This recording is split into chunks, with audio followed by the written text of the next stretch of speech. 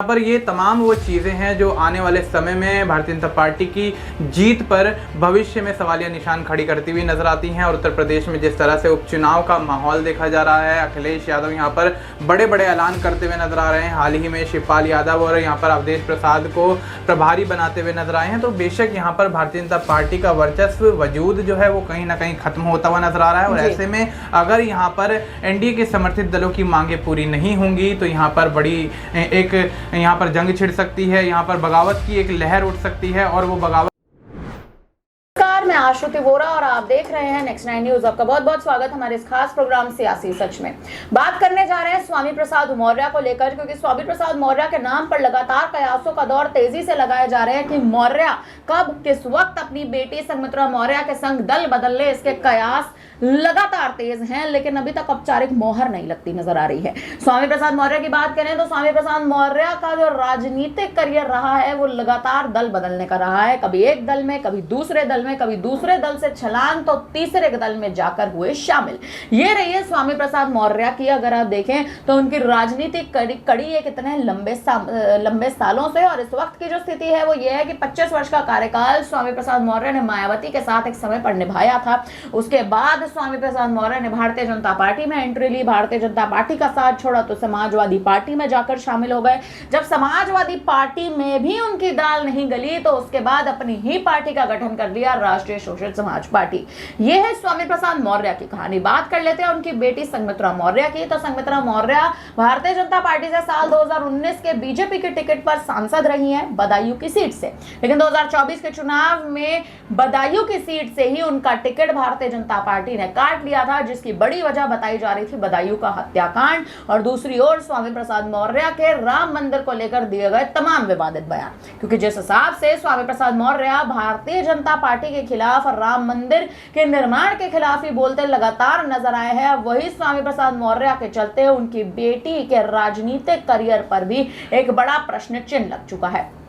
अब लगातार सवाल इस बात पर उठ रहे हैं कि क्या आने वाले समय में स्वामी प्रसाद मौर्य अन्य दल में शामिल होंगे, और अगर किसी अन्य दल में जाकर शामिल होते भी हैं तो क्या वो दल अखिलेश यादव का होगा या फिर मायावती का। क्योंकि भारतीय जनता पार्टी में स्वामी प्रसाद मौर्य एक बार फिर वापसी करें, इस पर कोई भी खबरों का ना तो सिलसिला शुरू हुआ है और ना ही अटकलें लगाई जा रही हैं।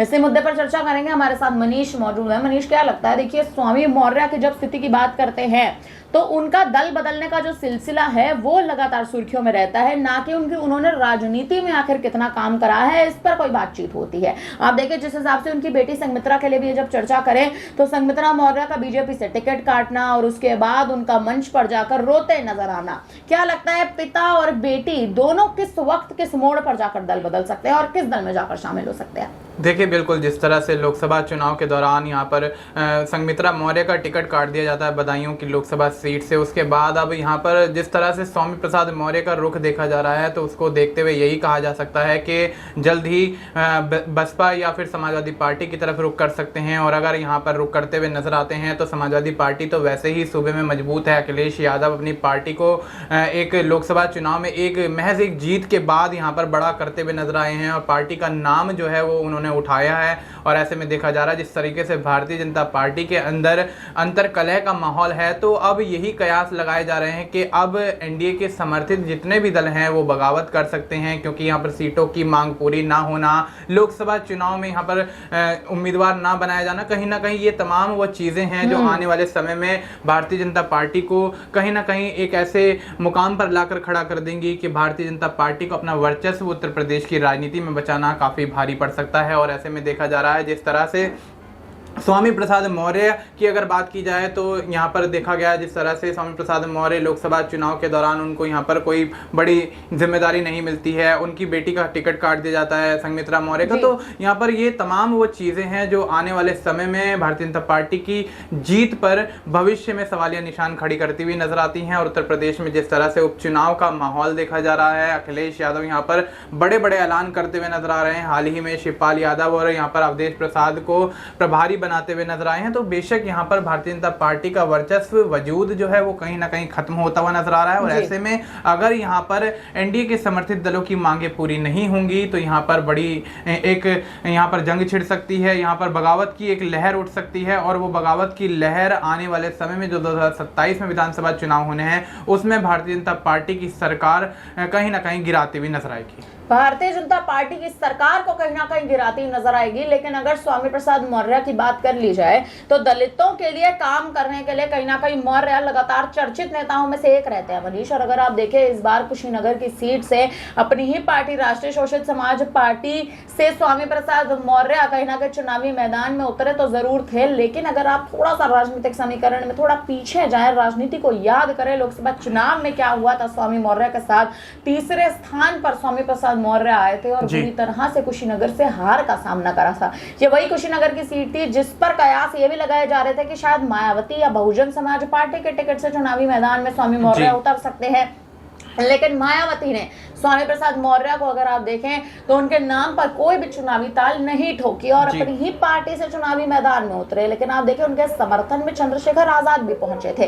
खड्डा विधानसभा में आजाद का पहुंचना, चुनावी रैलियां करना, उनके समर्थन में रैली करना कहीं ना कहीं तमाम बड़े मुद्दों को झलकाता है। और ऐसा भी देखिए आने वाले समय में कयास ये भी कहते हैं कि आजाद जो है वो कहीं ना कहीं स्वामी प्रसाद मौर्य को या तो ऑफर दे सकते हैं कि आप दल में शामिल हो जाइए, या तो ऑफर दे सकते हैं कि आप गठबंधन करिए लेकिन बहुमत की सीटें मैं अपने पास रखूंगा। क्या लगता है उत्तर प्रदेश की राजनीति में आजाद आगे बढ़ने के लिए क्या स्वामी मौर्य के कद का इस्तेमाल करते नजर आएंगे? जी बिल्कुल, जिस तरह से आपने कहा कि यहाँ पर समर्थन में उतरते हुए चंद्रशेखर आज़ाद नजर आए स्वामी प्रसाद मौर्य के, तो अब बेशक यहाँ पर अगर भारतीय जनता पार्टी अब भी यहाँ पर संज्ञान नहीं लेती है स्वामी प्रसाद मौर्य को लेकर, उनको कोई यहाँ पर बड़ी जिम्मेदारी नहीं देती है, कहीं इन 10 सीटों में से जितनी भी सीटें हैं सब पे किसी भी सीट पर चुनाव नहीं लड़वाती है, तो बेशक यहाँ पर स्वामी प्रसाद मौर्य और उनकी पुत्री संघमित्रा मौर्य यहाँ पर बगावत कर सकते हैं। और ये बगावत काफ़ी ज़्यादा महंगी भारतीय जनता पार्टी को पड़ने वाली है, क्योंकि आपने देखा यहाँ पर समाजवादी पार्टी में स्वामी प्रसाद मौर्य रहे, बहुजन समाज पार्टी में रहे, और जब यहाँ पर वो उस पार्टी में रहे तो कहीं ना कहीं अपने सियासी वजूद को उन्होंने वो मजबूती दी है जिसके माध्यम से वो अगर आने वाले समय में किसी भी दल के साथ जुड़ेंगे तो उसका भविष्य उज्जवल होता हुआ नजर आएगा। और देखा जाए तो आज़ाद समाज पार्टी पहली बार लोकसभा चुनाव में उतरी, चंद्रशेखर रावण ने नगीना लोकसभा सीट से ताल ठोकी और बड़ी जीत हासिल करते हुए नजर आए, काफ़ी ज़्यादा अंतर से जीतते हुए नजर आए। और उनकी जीत पर यहाँ पर कहीं ना कहीं देखा गया